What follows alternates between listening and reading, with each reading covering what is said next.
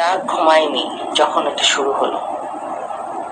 ও চেহারার দিকে আমি তাকাতে পারতাম না।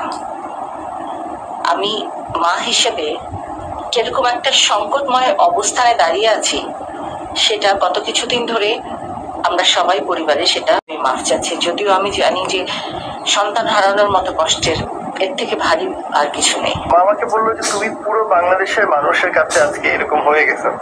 আমারও তো দুঃখ লাগে, আমার খারাপ লাগে, কিন্তু আমি দোষ ওখানে আমি হারাস করি মা। তার মা আজকে কাজটা করছে কিরকম জানেন, মানে ওই যে মোরা ছোটোবেলায় দেখতাম না স্কুলে যদি কেউ পড়া না শিক্ষা আইতে তখন যখন স্যারে ধৈর্য ইচ্ছা মতো পিটান দিতে বা পিটান দিবে, বাপ মা ডাকতে এই তোর মায়ের বলাই আন, এই তোর বাপের বলাই তুই পড়ালেখা করস না বাড়ি বই কী হরস, তখন বাপ মাইয়ে কইতো স্যার স্যার বলেছে স্যার স্যার কালকে গরু রাখতে গেছিলে হের লোকে ও আসলে পারে না পড়াটা পড়তে, স্যার ছাগল আনতে গেছিলে হের লোকে পড়া পড়তে পারে না, কালকে আর বাপের বিড়ি শেষ হয়ে গেছিল হে বিড়ি আনতে দোকানে গেছিল হের লোকে বই পড়তে পারে না স্যার।